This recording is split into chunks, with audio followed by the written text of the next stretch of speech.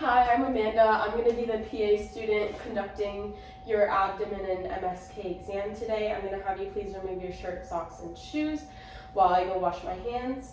And also, if you need to use the restroom, I want to make sure you have an empty bladder for this exam. I'm going to start by asking, do you have any kind of abdominal pain anywhere? Okay. I'm going to have you lay down.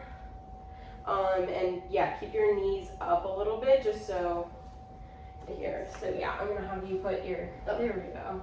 Just so I can palpate well later. So I'm gonna start by inspecting the abdomen. I'm gonna have you pull down your shorts if you can, yeah. Thank you. So I can see from the xiphoid process down to the pubic symphysis and have proper visualization. I'm looking for any distension, pulsations, abnormalities, any visual masses, any striae, scars, bruising. And after this inspection, I'm going to auscultate. I'm going to listen to all 4 quadrants for normal active, hyperactive, or hypoactive bowel sounds. And if I don't hear bowel sounds immediately, I would listen to each quadrant for a full minute.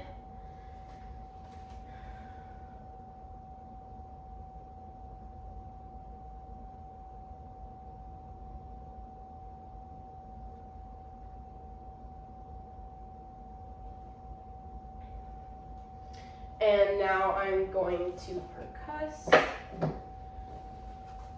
I'm going to percuss all the areas of the 4 quadrants, listening for tympany or dullness. I'm also going to percuss the spleen in the lowest intercostal area on the axillary line.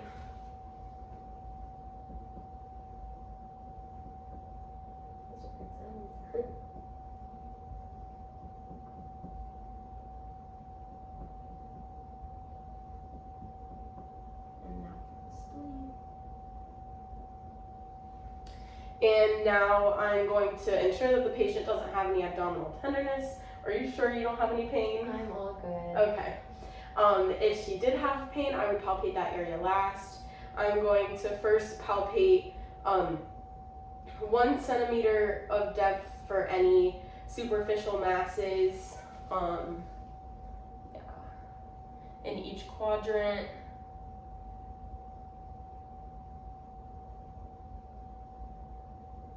And now I'm going to do deep palpation, about 4 centimeters, also in each quadrant, noting the patient's face for any signs of pain.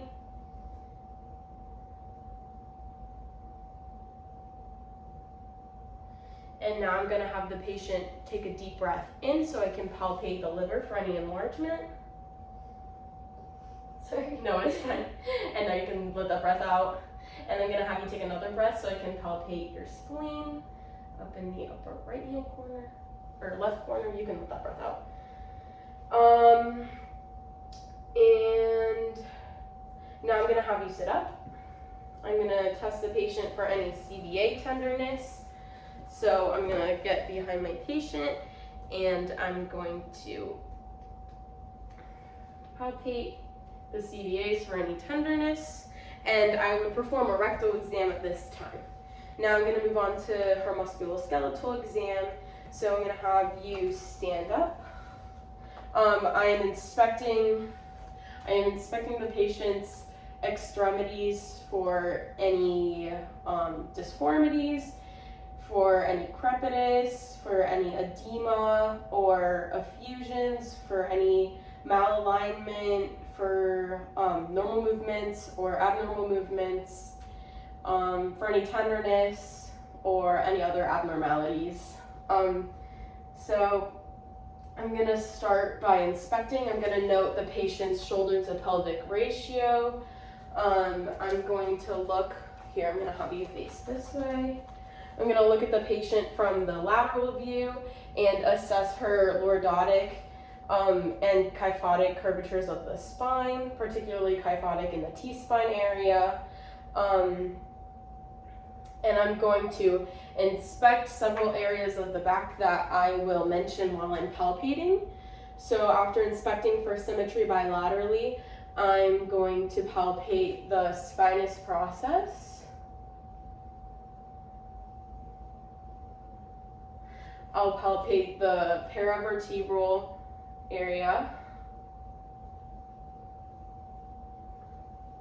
all the way down. And then I'm gonna palpate the deltoid, I think. And then the SI joint and the sacrum. And yeah. And then I'm gonna have the patient, the camera's really bad, hold on. I'm trying to like tilt it up a little. Yeah, it's okay.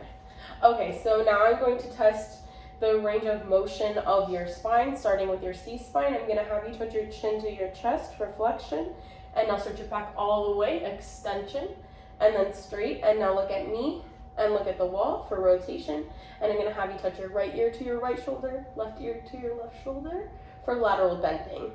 Now I'm going to hold your hips, I'm gonna stabilize you, I'm gonna have you bend down and touch your toes if you can. Now bend back as far as you can for extension. The first one was flexion. And now lateral bending again to your left, to your right. And now I'm going to have you twist to your left, twist to your right. There we go. And that concludes my examination of her spine. Now I'm going to test her TMJ. I'm gonna be feeling for any crepitus and feeling for symmetry. I'm gonna have you open your mouth, side to side. Now I'm gonna test for protrusion, so stick it out.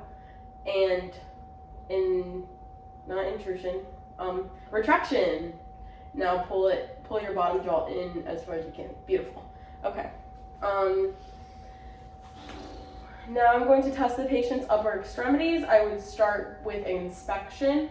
I'm going to say the particular areas that I would inspect while I'm palpating them. But again, first looking for symmetry. So then I'm going to palpate my patient's clavicle, the AC joint, the acromion, the proximal head of the humerus, the scapula, and then I'm going to move downwards and palpate her interbrachial area, or not the brachial, groove. Her triceps, her biceps, down to her antecubital fossa, her medial and lateral epicondyle, the olecranon process, now her forearm for any tenderness, and her medial and lateral styloid processes, her carpal bones, and then I'm going to palpate her metatarsals and her phalanges individually.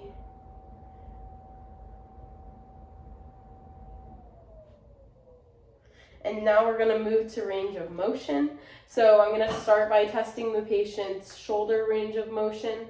I'm going to have you just follow my lead. So we're going to first test shoulder extension, this is flexion, extension, and now abduction, adduction. And now I'm going to have you put your arm out and turn it in a little circle for circumduction. And now we're going to test your elbow range of motion. So flexion, I'm going to have you go like this, extension, and now put your arms like this in neutral. And then we're going to have internal and external rotation, and that was actually for your shoulders. And then now put your hands back out like this. And now we're going to have supination and pronation. And then I'm going to test your wrists. So we're going to have flexion and extension. And then for your fingers, I'm going to have you make a fist with your thumb inside. That's finger flexion for all fingers. And then I'm going to have you extend your fingers. Now spread them out for abduction. Back in, and now thumb extension, thumb adduction, and thumb abduction. And then thumb opposition. And I think that concludes my upper extremity exam. So now I'm going to have you lay down so I can examine your lower extremities, and I would perform all extremity exams bilaterally. I'm first going to inspect the patient's lower extremities in specific areas that I will verbalize as I'm palpating them, but definitely inspecting for symmetry. I'm going to look at the patient's ASIS and hip joint and trochanter. I'm going to be observing the patient's thigh, also the patient's patella, patellar tendon, medial and lateral femoral condyles. And then I'm going to inspect the Achilles tendon and tarsal bones, medial and lateral.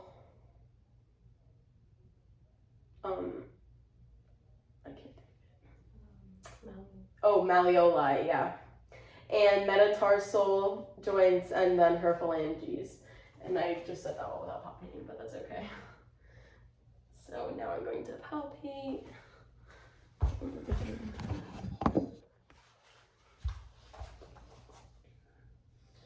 And now any tendon. And now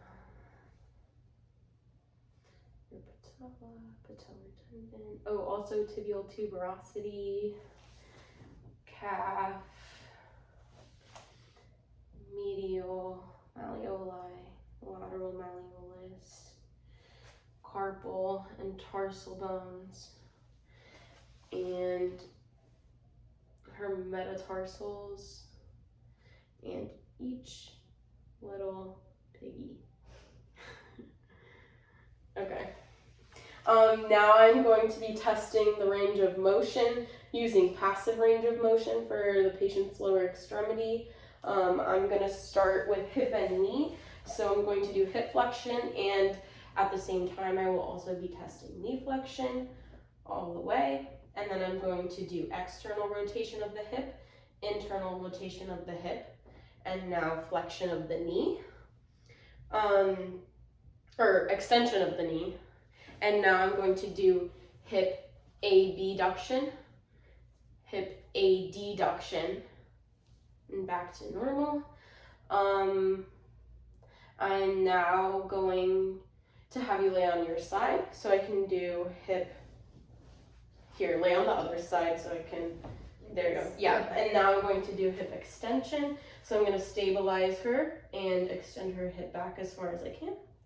And now I'll have you lay back how you were laying. And now I'm going to move down to the patient's ankle. So I'm going to test her foot range of motion with dorsiflexion, plantar flexion, inversion and eversion, or no, inversion and eversion. And now I'm going to test her toes for flexion. So I'm going to stabilize the MTP, and I'm going to have you curl your toes forward. Now bend them back as far as you can for a good range of motion. And now I'm going to measure the patient's range of motion. So I'm going to have you keep this leg straight, bend this leg up, and bend your knee as far as you can. I'm going to use my goniometer to find the angle, aligning this with the lateral, here we go.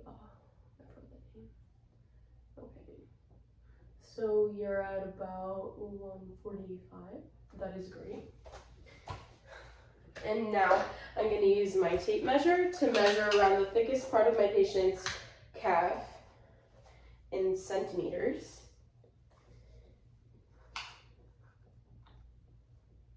And then I'm going to measure from this point to the tibial tuberosity, noting the difference, and then measuring, okay, now you can put this leg down and bend this leg up. So that's 10 centimeters. So I'm going to measure 10 centimeters down from the tibial tuberosity and measure the calf in this same area, looking for symmetry. And that concludes my exam.